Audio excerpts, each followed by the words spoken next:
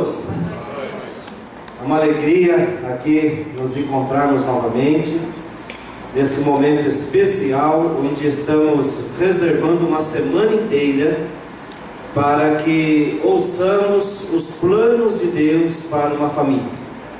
Desde da sua base, né, que se inicia no namoro, a extensão do casamento, a educação dos filhos. Lembrando que nós estamos hoje fazendo o segundo dia dessa semana especial de oração. Lembrando que essa semana vai se estender segunda, terça, quarta, quinta e sexta, só que nos lares. Para a glória de Deus, mais de 100 lares levaram o material para suas casas. Eu fico imaginando que se cada lar abrir as portas para outro lar, teremos aí 200 lares, né? E imagina cada lar desse ter 3 a 4 pessoas, colocar 4. Então teremos aí 800 pessoas sendo alcançadas com a palavra de Deus, com os conselhos da palavra de Deus para o êxito da família, para a felicidade da nossa família. Quantos de vocês estavam ontem aqui na hora do culto? Quantos de vocês? Olha que bênção. Percebo que praticamente 90% aqui, né? Quero agradecer então o carinho e o apoio que você está demonstrando de estar conosco aqui nessa noite. Ontem nós acabamos partilhando com a igreja com respeito ao conteúdo mesmo do tema, uns 30% apenas, e muita coisa importante a gente não conseguiu falar devido ao tempo. Então eu decidi aqui falar hoje ainda sobre namoros blindados, parte 2, tá certo? E você vai perceber que tem muita coisa importante ainda nesse assunto, que tem a ver inclusive com quem está casado, mas tem a ver também com viúvos e divorciados, tem a ver com todo ser humano que decidiu glorificar a Deus através da sua vida, tem a ver com todo ser humano que decidiu glorificar a Deus em todas as áreas da sua vida. Então a gente acredita que é um assunto muito pertinente, muito especial. Então nós vamos dar prosseguimento hoje, mais ou menos onde paramos ontem. Antes da gente partilhar um pouquinho daquilo que a gente vivenciou, eu, minha namorada, que hoje é minha esposa, né? Que alguns acharam interessante a história, né? Mas antes de eu contar aquela história, eu estava falando do perigo do precipício, né? O precipício são as armadilhas que o inimigo prepara para tentar levar as pessoas à derrota, ao fracasso. Na verdade, o precipício concentra-se em decisões, em atitudes, em ações contrárias à palavra de Deus. Porque tudo aquilo que o ser humano decide fazer da forma contrária àquela que Deus revelou, o ser humano está virando as costas para a vida, para o sucesso, sabe, para o equilíbrio, está virando as costas para a bênção. E quando o ser humano decide coisas, ações e atitudes e escolhas contrárias a Deus, ele está buscando fracasso, está buscando tristeza, como diz a vovó, ele está procurando sarna para se coçar. E o que tem de gente por aí se coçando, cheio de sarna, né? De problemas e dificuldades que ele nunca teria, jamais ele teria, se ele tivesse consultado a Deus antes das decisões que toma, tanto na escolha da pessoa que vai ser a outra metade, quanto mesmo as escolhas que a pessoa faz, da forma como ela vai conduzir a sua vida de casado. E para todas essas escolhas e ações, a palavra de Deus tem um conselho seguro. Então nós vamos apenas recordar, vamos avançar então, hoje vai precisar do estalo mesmo. Ontem nós encerramos assim a parte do PowerPoint, praticamente nesse texto bonito. E esse texto foi extraído de um material muito especial daquela grande escritora sacra que aprendemos a amar, Ellen White. Ellen White, que deixou para nós mais de 100.000 páginas escritas, abrangendo múltiplos aspectos da vida humana, desde conselhos para crianças, para jovens, para adultos, para idosos, famílias, mulheres. E é interessante, pouca gente conhece esse material de Ellen White, Cartas a Jovens Namorados. Que eu entenda, hoje não temos nada disponível impresso, mas eu quero compartilhar um segredo com vocês que muitos aqui já sabem. Se você entrar lá na internet, digite lá ellenwhitebooks.com, tá? Só isso. Se você esquecer, você põe no Google na busca lá. Se você não está familiarizado com esse negócio de Google aí, pode ter certeza que alguém de 10 anos ao teu lado vai saber muito bem, né? E aí o que vai acontecer? Você põe lá Ellen White Books, ou só Ellen White. Se você esquecer do Books, estou falando como que se escreve, né? É Books, mas é Books. Aí o que acontece? Você vai ter à sua disposição, de graça, mais de 100 livros de Ellen White, inclusive esse completo, Cartas a Jovens Namorados, completo. Vamos supor que você não tenha o computador, mas eu tenho certeza que alguém da tua família, da tua parentela, alguém relacionado a você tem. Você pede para entrar nesse site e imprima o que te interessa, o livro que você quiser, o capítulo, a porção, você pode imprimir. E aí você pode ter acesso. Principalmente você que tem jovens, né? Sob a sua supervisão, você pode dar essa dica. Olha, entra lá, Ellen White Books, Cartas a Jovens Namorados. Tem tanta coisa importante. Uma das coisas bonitas que eu li desses conselhos que a Ellen White dá nesse texto, nesse livro, é que ela fala, por exemplo, do horário do namoro. Ela diz que às 10 horas da noite acontece a rendição dos anjos. Você sabe o que significa a rendição dos anjos? Geralmente em lugares que são protegidos por seguranças, não acontece a rendição dos seguranças, né? Determinado segurança fica até tal horário.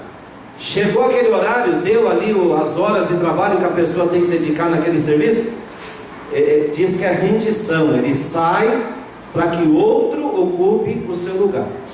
Só que Deus revelou a Ellen White que às 10 horas da noite acontece a rendição dos anjos. Eu li ali nos conselhos. Os anjos de Deus se retiram, e quando o anjo de Deus se retira, quem que toma o lugar? Os anjos do inimigo, os anjos maus. Tudo bem, século XIX, quando Ellen White escreveu, de repente, 10 horas, sabe? Hoje, no geral, 11 horas parece que é cedo, para alguns meia-noite é cedo, né? Mas uma coisa eu sei, onde quer que o casalzinho de namorado se encontrar, sozinho, em lugar estranho, lugar, sabe, duvidoso, pode ter certeza que a rendição de anjos está acontecendo. E aquele namoro que era para ser desenvolvido, baseado na comunicação, um com o outro, e os dois com Deus, aquele namoro acaba lançando a comunicação fora, bem longe, e no lugar da comunicação entra a exploração. Toda vez que a exploração toma lugar, a comunicação termina. E como é complicado quando a gente percebe hoje em dia muitos namoros onde a comunicação é quase inexistente.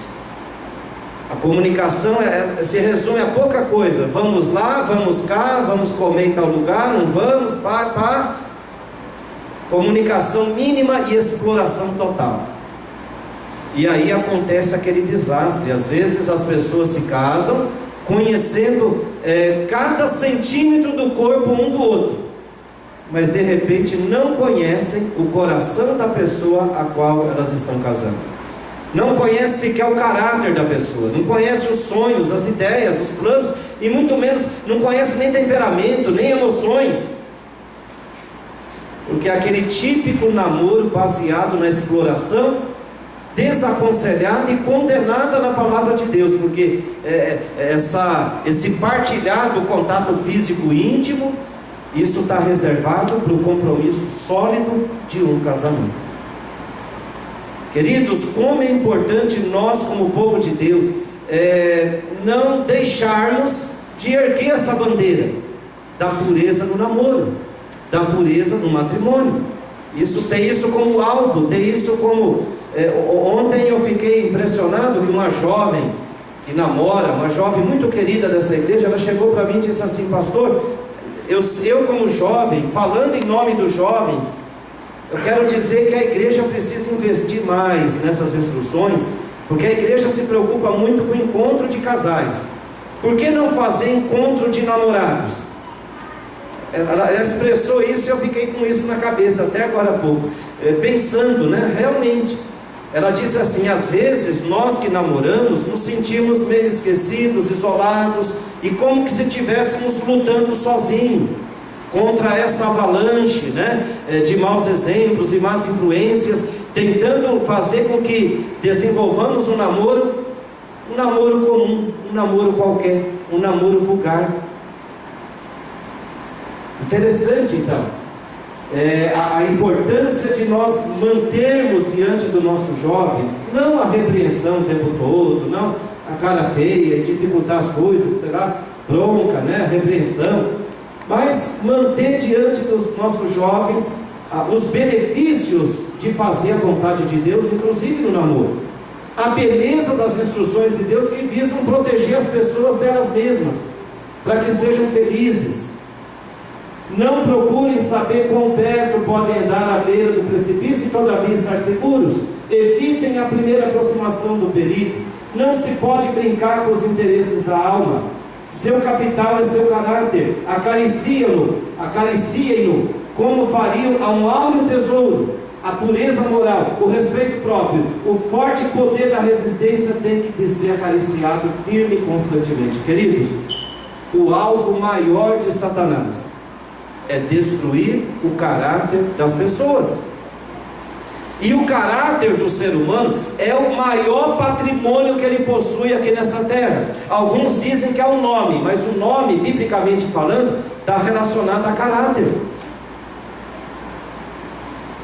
O caráter é o maior tesouro que eu e você possuímos.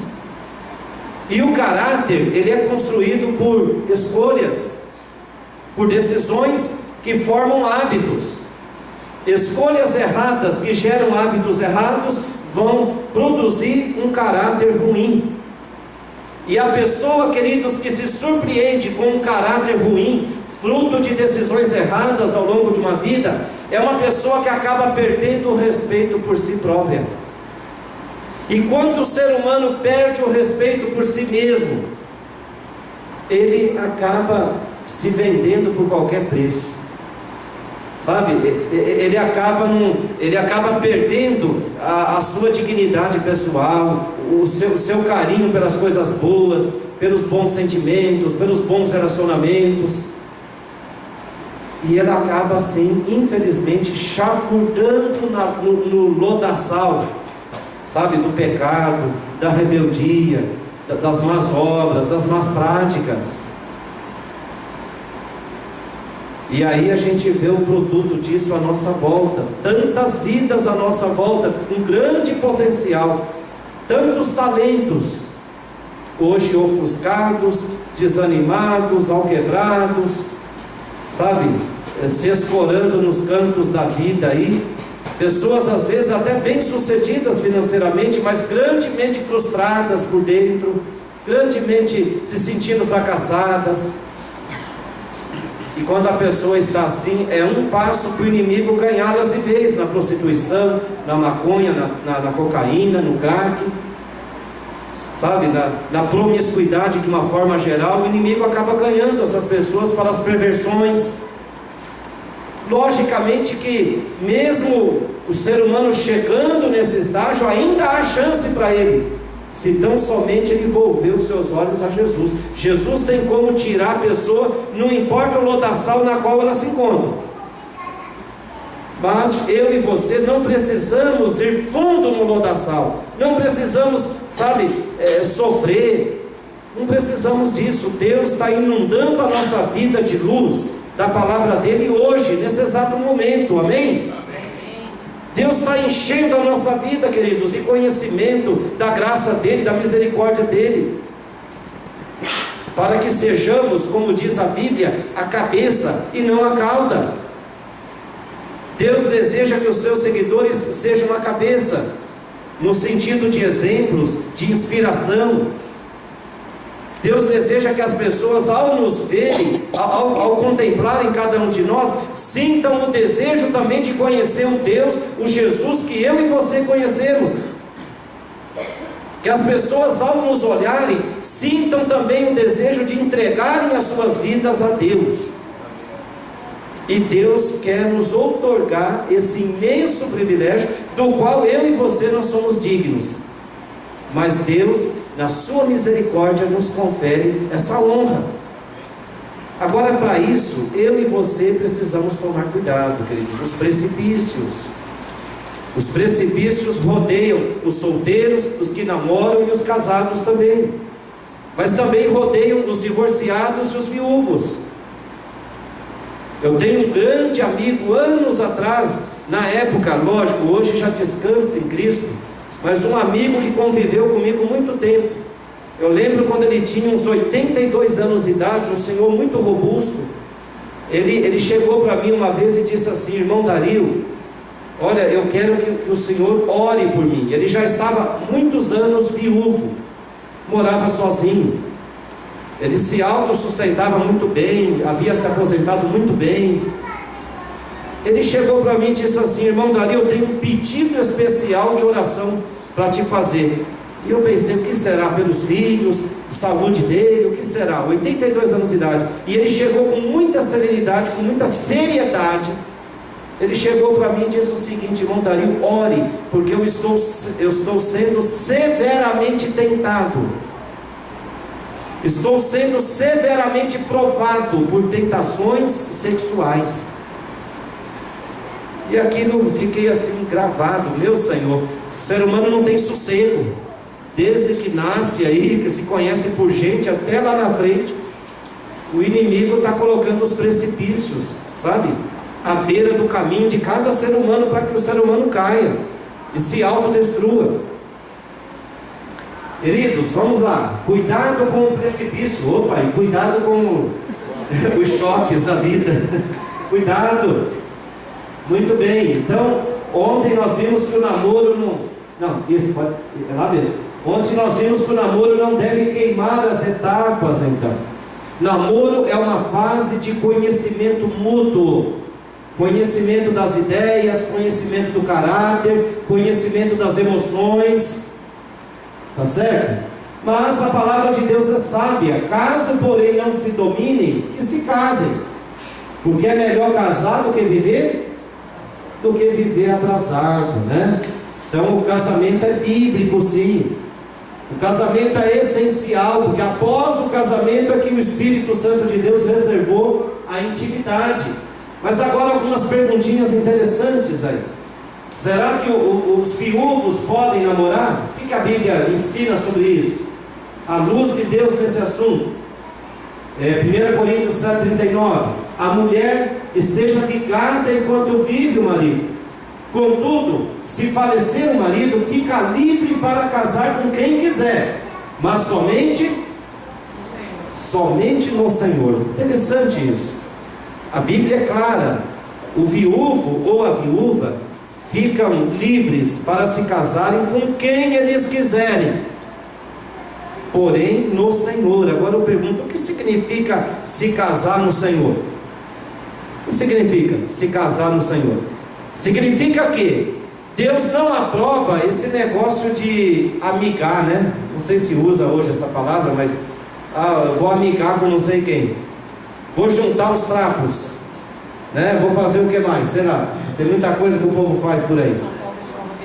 Juntar as escovas e dentes. A irmã está dizendo aqui. Queridos, isso é construir a casa da vida sob a areia movediça da desobediência a Deus. Casar-se no Senhor, né? Significa obedecer os mesmos critérios que um jovem solteiro cristão deve obedecer também. Tudo bem que não precisa ser um namoro tão longo, com pessoas mais amadurecidas, que já conhecem a vida, já entendem as situações quais são, mas mesmo o viúvo não deve queimar etapas. Namorar, noivar e casar e acabou.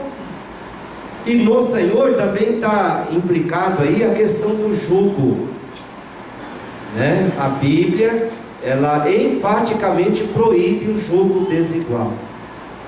Enfaticamente. E avançando então nessa instrução tão importante: separados, divorciados, podem namorar? E aqui nós temos um texto que eu considero um texto muito claro da Bíblia. Mas infelizmente grupos assim, cristãos de várias tendências, de várias denominações, às vezes fazem um cavalo de batalha em cima desse texto. E volta e meia uma pessoa ou outra do nosso meio, na sua inocência, às vezes chega a conclusões erradas com respeito a esse texto. O Senhor Jesus, ele deixou muito claro aqui: eu porém vos digo, quem repudiar sua mulher, não sendo por causa de relações sexuais ilícitas, e casar com outra, o que essa pessoa está cometendo? Um adultério. E o que casar com a repudiada comete adultério. Interessante. Pelo menos duas verdades a gente extrai. No mínimo duas. Podemos extrair muitas e muitas, mas pelo menos duas estão assim bem latentes aqui. Primeiro, queridos, que há um único motivo que Deus aceita para romper um matrimônio é o adultério. Ah, pastor, a morte. Lógico, mas morte é óbvio, né? Morreu, acabou, não tem. Acabou assim, a pessoa agora está aguardando a ressurreição e é outra história, é outro estudo bíblico. Mas o motivo mesmo aqui no nosso dia a dia, no cotidiano, que Deus legitima, que justifica o rompimento de um sagrado matrimônio. E mesmo assim nós temos outras evidências bíblicas que mostram que se a parte culpada se arrepender de verdade, a parte inocente é nobre, né? Se assim ela buscar essa força de Deus, é nobre que a parte inocente até perdoe a parte culpada, se ela realmente evidenciar frutos de arrependimento. Porém, queridos, um adultério machuca tanto, mas tanto, que nem Deus exige isso da pessoa traída. Nem Deus exige que a pessoa traída, ela pode perdoar no sentido de não guardar mágoa, não guardar ódio, mas nem Deus espera que a pessoa traída continue vivendo com aquela parte que traiu. De tão agressivo que é o adultério para uma família e para uma vida íntima. Então, o adultério é o motivo que justifica a dissolução de um casamento e que justifica a parte inocente se casar outra vez no Senhor. Agora, um segundo aspecto desse texto, que alguns às vezes confundem, é essa questão da parte repudiada, né? Interessante. Uma vez eu conversei com um religioso, não da nossa denominação, ele estava dizendo o seguinte: olha, está claro aqui, olha, a pessoa repudiada, vamos supor, o marido adulterou, então significa que ele rejeitou aquela primeira esposa. Nem essa primeira esposa pode se casar outra vez, nem que ela seja inocente. Ah, queridos, aí já é extremismo, aí já é torcer o texto bíblico, aí é colocar uma implicação em cima do texto que nunca foi intenção de Cristo e nem da Bíblia, e aí está tudo errado. Não é por aí. É muito simples aí. O que casar com a repudiada? Que repudiada? Aquela que foi repudiada sem ter sido por motivo de relações sexuais ilícitas. Não sei se você conseguiu entender aqui. É muito simples para a gente, mas tem gente por aí que não entende, não entra na cabeça. Porque ele tem muita gente que busca uma religião de fardo, uma religião de opressão, uma religião assim de prisão, sabe? De peso. E aí ele começa a inventar interpretações, sabe? Para criar um sistema fanático, um sistema fechado, um sistema que justifique ser exclusivo e diferenciado dos outros, e até mais santo, e até mais consagrado. E tudo isso não passa de balela humana, de paixão humana. O que se casar com a repudiada, aquela que foi repudiada não sendo por causa de relações sexuais ilícitas, comete adultério. Vamos traduzir isso para o século 21. Casal se casou no Senhor, mas aí porque a mulher apertava a pasta de dente no meio, não embaixo, porque o marido teimosamente deixava as meias e cuecas pela casa fora, qualquer lugar, a mulher se encheu daquilo, sabe, deu muita briga, muita desavença, acabaram se separando. Quer dizer, a separação pode ter acontecido aqui na terra, mas não aconteceu no céu. E vamos supor que esse casal, não, mas a gente separou mesmo, não tem jeito, incompatibilidade de gênios. Vamos supor que esse casal vá lá no cartório, oficialize o divórcio, recupere a sua condição diante das leis civis, a sua condição de poder se casar outra vez, diante do céu, diante de Deus, diante da palavra. Nada disso tem valor, queridos. Eu considero essa doutrina, esse aspecto da revelação de Deus, não é à toa que se você ler depois o verso 10 e 11, os discípulos disseram: duro é esse discurso, Senhor. E aí Jesus até disse assim: quem tem ouvidos para ouvir, ouça. Agora, por que será que Deus é tão rigoroso com esse assunto de casamento, irmãos? Por que será? É simples. Casamento significa a criação de uma nova família. E família, queridos, é o que tem de mais sagrado aqui nessa terra. Abaixo de Deus, abaixo do Pai, do Filho e do Espírito Santo, o que tem mais sagrado é a família. Porque a família é a base do desenvolvimento do ser humano, na sua preparação, inclusive para o céu. E Satanás odeia casamento e família por uma razão simples. O casamento foi inventado lá no Jardim do Éden, antes da entrada do pecado na terra. Na verdade, duas instituições foram inventadas por Deus antes do pecado: casamento e a instituição da guarda do sábado, o dia que Deus separou para si e descansou e abençoou e santificou. E é justamente essas duas instituições as quais Satanás mais odeia e mais ataca. Ele ataca o verdadeiro sábado, o sinal que identifica o povo de Deus, o verdadeiro povo de Deus na terra. Satanás ataca o sinal de Deus, inclusive inventando o sinal da besta. E Satanás também quer destruir a família, porque é num ambiente de família que o ser humano vai, quando ele vive aquele ambiente de forma saudável, é uma forma de restaurar no ser humano a imagem e semelhança de Deus que o pecado procura destruir. A família é um muro protetor das pessoas.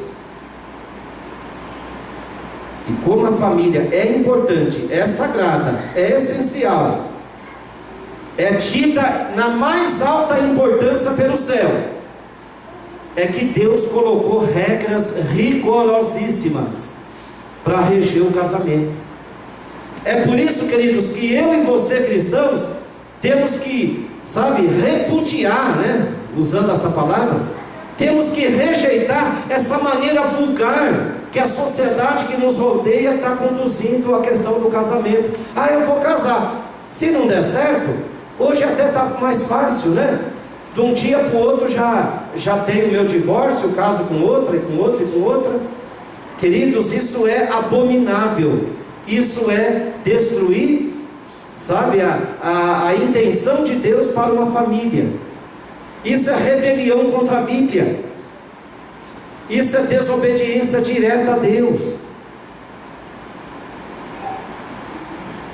E quando a gente reflete sobre isso, a gente percebe a responsabilidade que eu e você temos com nossos filhos e com nossos jovens, ao ensiná-los o caráter sagrado e indissolúvel do casamento. Não é qualquer dorzinha de barriga, não é qualquer desavençazinha, não é qualquer divergência. Não gostei, tchau, vai embora. Queridos, a essas alturas então, o divorciado pode namorar ou não pode? E agora? Como responder essa pergunta? Essa pergunta é respondida com uma expressãozinha: depende, Divorciado pode namorar? Depende.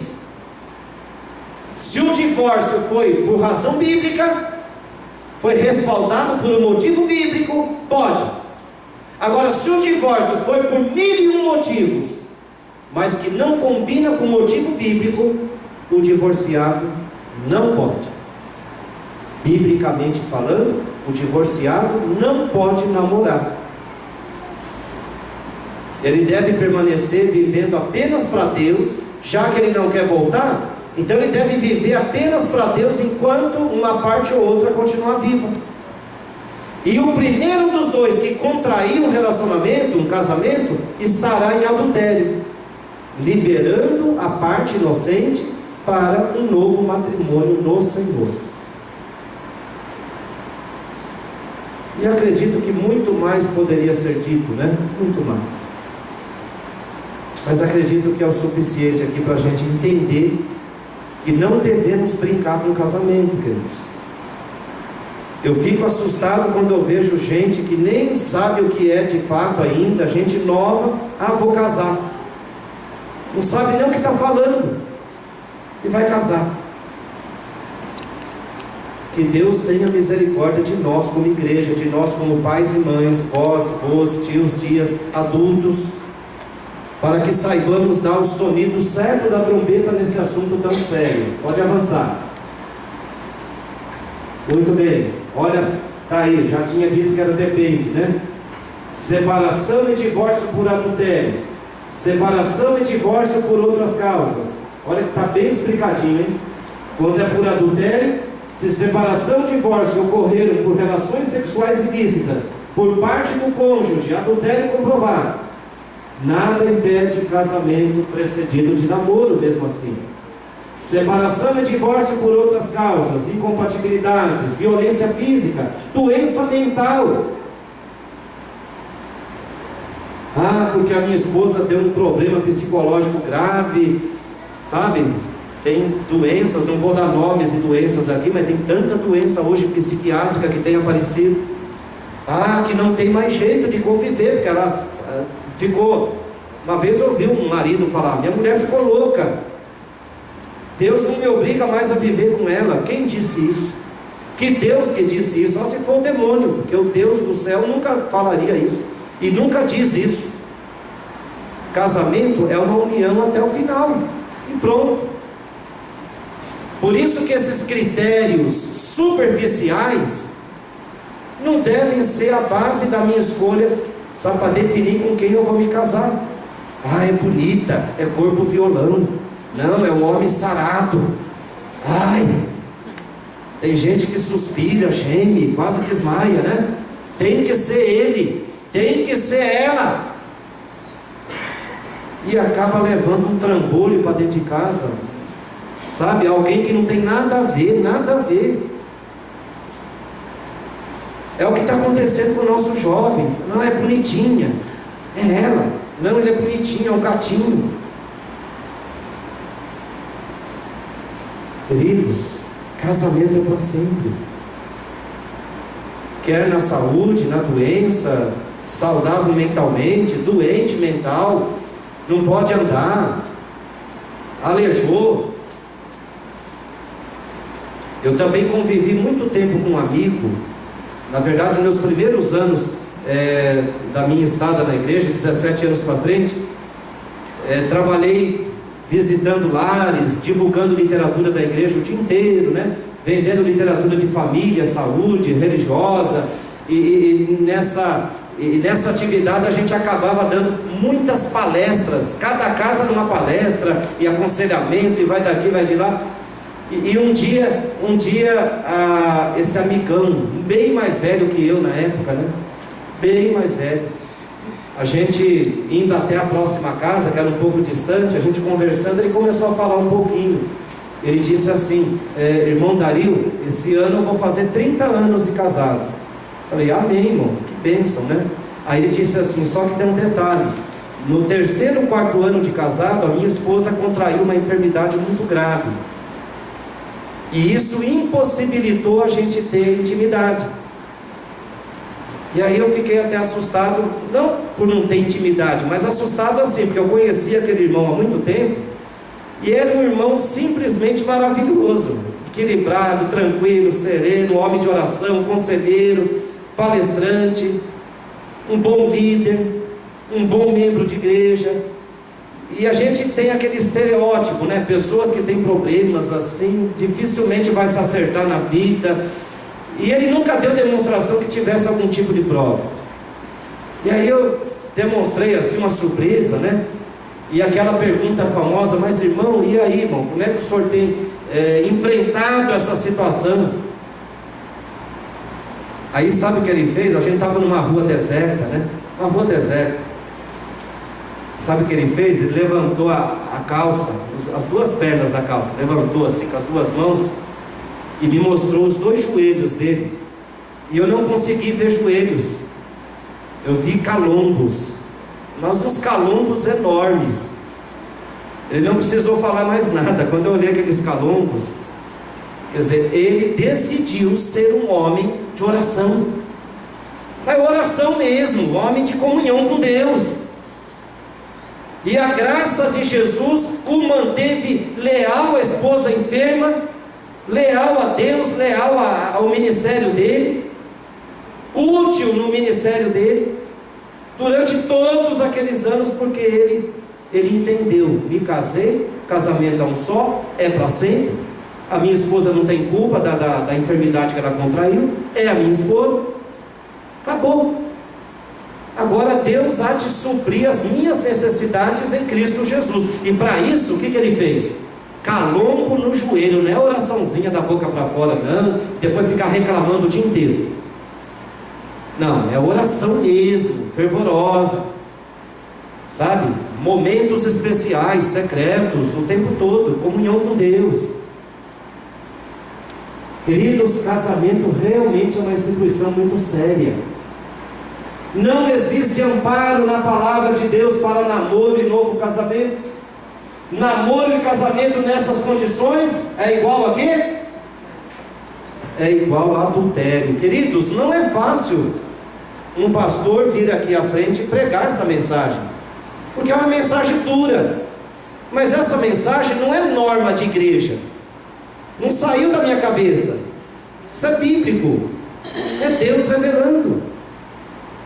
Ou você tem fé para aceitar, ou não. Ah, pastor, mas e aquelas pessoas que se casaram sem motivo bíblico?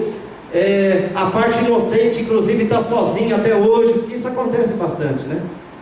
O homem, vamos, um exemplo, o homem se apaixona por outra, larga a esposa, até se casa no civil com outra, lembrando que no céu esse casamento não tem valor nenhum, não teve valor. Aí a parte inocente resolve não arrumar ninguém. 20, 30 anos depois, a parte inocente está sozinha, a parte culpada já constituiu família, aquela história toda. E aí vem aquela conversa: e agora, pastor? E agora? Essa pessoa vai se perder?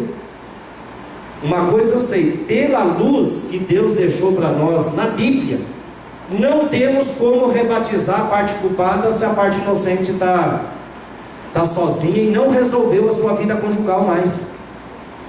Não temos como batizar. Por quê? Porque não temos luz na Bíblia para isso. Deus não revelou. E agora, pastor? Bom, agora essa pessoa está nas mãos de Deus. Olha, Deus vai decidir o que vai fazer com ela. A igreja não tem o que fazer. A pessoa vai visitar a igreja, vai frequentar a igreja, mas ser membro regular novamente através da renovação, através do santo batismo, isso não é possível. Uma vez eu li um livro de um pastor, e ele fala o seguinte: que essas pessoas que estão nessa situação, elas fazem parte da igreja invisível. Sabe, é um grupo que Deus vai dar o destino que Ele achar melhor, quer dizer, porque no fim das contas, de repente, a pessoa entrou num segundo casamento não bíblico, mas gerou filhos que não tem culpa nenhuma e gera toda uma situação que não aconteceria jamais se a pessoa tivesse observado a orientação de Deus, que casamento é um só. Por outro lado, queridos, na prática, quem troca de esposa só está trocando de problema. Ser humano é tudo igual, sabe? Quem troca de marido só está trocando de problema, sabe? Não tem ninguém perfeito, não tem ninguém, sabe, completo. Isso não existe. Vamos lá. Exemplo agora de um patriarca, hein? Como que esse herói bíblico, como que essa família bíblica lidou com esse assunto de namoro e casamento? Eu acho que a gente pode, no encerramento aqui, tirar uma lição interessante. Falando de Abraão, Gênesis 24:3. Abraão com seu único filho Isaque, preocupado: quem será a minha nora? Quem vai se casar com meu filho? Abraão, ele dá uma ordem para o seu servo, né? Não tomarás esposa para meu filho das filhas dos cananeus. Por que isso? Porque as filhas dos cananeus eram pessoas de outros cultos, de outras crenças, que se casasse com elas, daria problema, daria complicação total. Jugo desigual leva a fracasso. Intenção de evangelizar não é desculpa. Evangelismo pelo namoro proibido por Deus. 2 Coríntios 6,14. Não haja jugo desigual entre vós. O que passar disso é exceção, como dissemos ontem. Lá em Gênesis 24:7. Olha que bonito. Ele enviará o seu anjo que te há de preceder. Abraão chegou para o seu servo Eliezer e falou: vai lá na minha parentela. Aí Eliezer falou: mas Abraão, como é que eu vou fazer? Como é que eu vou saber a pessoa certa? Não, um anjo vai à tua frente. Deus vai preparar esse detalhe da melhor maneira possível. Vamos lá. Anjos e Deus ou do inimigo envolvem-se ativamente. Se Deus é desprezado, se a palavra de Deus é deixada para lá, se um jovem, quando procura uma moça, a moça, um jovem, o viúvo divorciado, quer refazer a vida, ignorando o que Deus está dizendo sobre o assunto, quer dizer, Deus não é convidado para essa decisão. E se Deus não é convidado, quem que entra para trabalhar? Logicamente que Satanás. Queridos, vamos lá. Gênesis 24:13. Eis que estou ao pé da fonte de água, e as filhas dos homens dessa cidade saem para tirar água. Aí a gente tira essa lição, olha: procurar o ambiente certo. Lugares de entretenimento, falsas impressões.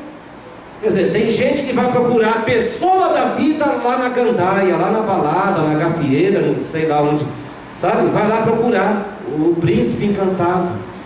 A chance que essa pessoa tem de encontrar uma outra pessoa que só quer diversão, e só quer se encostar, e só quer se aproveitar, sabe? Não vou dizer que é 100%, porque para tudo tem exceção. Pode ser que tenha alguém sincero que Deus ainda vai converter e vai usar para abalar o mundo lá na balada. Pode ser, não estou discriminando, e sabe? Mas as possibilidades são muito pequenas. Pessoa procurar a alma gêmea, sabe, em lugar de futilidade, de vulgaridade, de pecado, geralmente lugares de trabalho e de adoração. A pessoa tem melhores chances de achar a pessoa certa. Critérios corretos para a escolha. A moça a quem eu disser, inclina um cântaro para que eu beba, e ela me responder, bebe, e darei ainda de beber aos teus camelos. Quer dizer, o Eliezer fez um sinal com Deus ali, né? Interessante.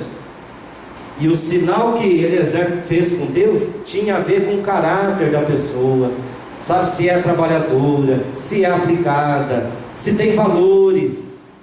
A beleza física pode ser enganadora. Intelecto brilhante, ah pastor, mas ele era inteligente. O que diz ali em Provérbios 9:10? Que o temor do Senhor é o quê? O princípio da sabedoria. O inteligente que não teme a Deus, a inteligência serve para o seu próprio mal, não vai ter benefício nenhum. Disposição para o serviço foi o principal critério. Vamos lá. O serviço mais sublime para os namorados: servir perdidos, excluídos. Não sei se você quiser uma dica para dar para os seus jovens, ensine para eles esse site, olha, Voluntários Adventistas.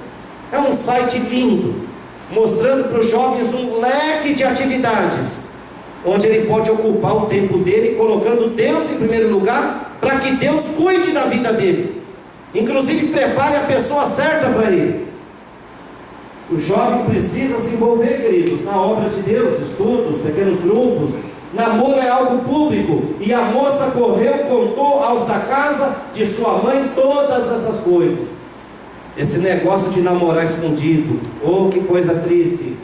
Por isso que pai e mãe tem que conquistar a confiança dos seus filhos desde cedo, sabe, procurar ser o melhor amigo do filho e da filha, estar junto, dialogar, isso é muito importante, para que o pai e a mãe consigam acompanhar ali as decisões que estão sendo tomadas. Participar da família. Não comerei enquanto não expuser o propósito a que venho. Participou a família ali, que o namoro estava em planejamento. Envolve saída da família, né? O ideal, sem nenhum conflito, rompimento com a família amigável. Envolve entrada numa nova família. A família sempre deve estar envolvida no processo de namoro. Oração. Agora a parte de Isaac, que estava aguardando, né, Deus preparar alguma coisa para ele. Sair a Isaac a meditar no campo ao cair da tarde. Oração particular. Se homens e mulheres têm o hábito de orar 2 vezes ao dia antes de pensar em casamento, devem fazer 4 vezes quando pensam em dar esse passo. O casamento é uma coisa que influenciará e afetará a vossa vida, tanto nesse mundo como no futuro. Oração é muito importante. Oração a 2. Namoro sem oração vai ser um casamento sem oração. Namoro sem culto, casamento, mesma coisa. Decência, um princípio do reino. E perguntou ao servo: quem é aquele homem? É o meu senhor, disse Eliezer. Então tomou ela o véu e se cobriu. Vamos lá. O namoro é uma ocasião para expor ideias e sentimentos e não o corpo. É época de cobrir o corpo. Roupa é para cobrir, não para revelar. Vamos lá. Namoro é para buscar nudez emocional, sabe? Agora, quando é baseado só na exploração, a pessoa não sabe nem as emoções que a outra parte tem, o que se passa na cabeça dela. Quer dizer, a perda de intimidade afetará a futura relação. O outro não namora com uma pessoa real. Quando eu finalmente é revelado, o outro se sente traído, né? Não foi com essa pessoa que eu casei, né? Vocês já viram esse filme? Exposição do corpo incentiva o contato físico. Perda de intimidade emocional, sabe? O conhecimento é bloqueado. Intimidade emocional desenvolvida quando menor ênfase em contato físico, mais diálogo, atividades conjuntas, não sexuais, revelação de ideias e opiniões. Vamos lá. E finalmente, queridos, o plano de Deus, que ontem lemos e vamos ler outra vez hoje.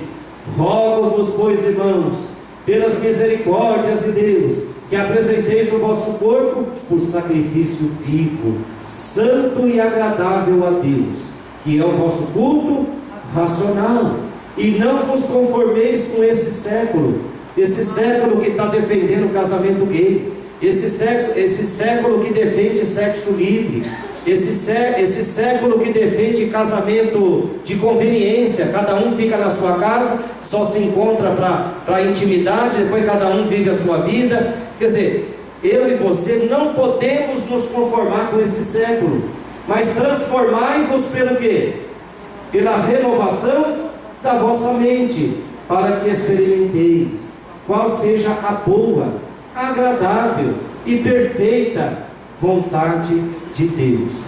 Algumas ordens de Deus parecem pesadas a princípio, mas quando eu creio nelas, desenvolvo fé nessas ordens e me submeto a essas ordens, rapidinho eu descubro que as instruções de Deus são para a minha felicidade plena, para o meu bem-estar. Agora, lógico, queridos, fechando todo esse raciocínio, lógico, eu tenho 2 filhas. Tudo que eu passei ontem e hoje passo para as minhas filhas de várias formas. Porém, eu preciso aprender a respeitar o livre-arbítrio das pessoas, inclusive dos meus filhos e filhas. Se depois de tudo que eu instruí, se o meu filho ou minha filha tomar uma decisão errada, usando o livre-arbítrio dela, queridos, lógico, eu não posso apoiar uma decisão errada da minha filha, mas nunca poderei deixar de apoiá-la como filha. Ela decidiu errado, vai sofrer. Isso não me autoriza a rejeitar minha filha, sabe, a maltratá-la.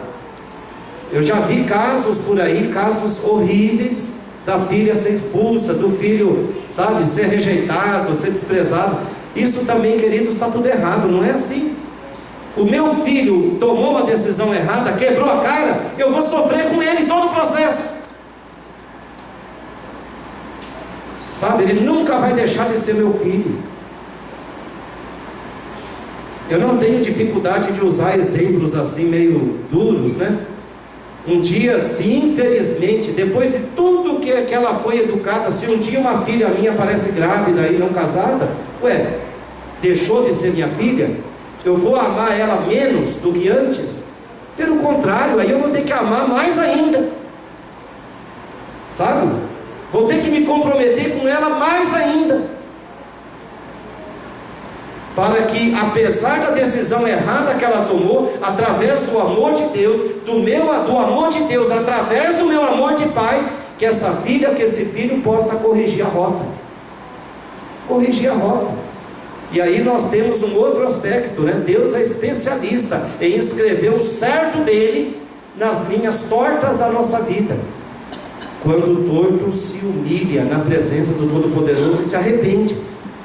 Deus, o plano B de Deus é tão bom quanto o plano A, porque os dois vêm de Deus. E lógico que isso não é desculpa para pecar. Como eu falei, não preciso eu quebrar a cara para descobrir que o pecado não compensa e depois me arrepender. Para que sofrer? Fazer os outros sofrer? Deus vai perdoar pecado, mas a consequência do pecado vai permanecer para sempre. Para que eu vou passar por tudo isso? Queridos, que Deus ajude a mim e a você, como pais, maridos, cidadãos, a sermos verdadeiras luzes quando o assunto é família. Quantos estão dispostos a erguer a bandeira de Deus, os conselhos de Deus para a família? Hoje, no século 21, a Ele toda a honra, a Ele toda a glória. Eu creio que tem um hino oficial que não cantamos ontem, né, Adalberto? Ele está no jeito aí, não? Oi? Ah, você não estava. Tem aquele hino oficial, Paulinho? Será que está fácil lá? Tem um hino aí, bonito. Ah, então vamos fazer o seguinte, Paulinho. O que você acha? Tem uma música aí. Então vamos colocar a música? Quem que vai cantar? Para a glória de Deus. Qual, Gabriel? Ah, tá, Gabriel.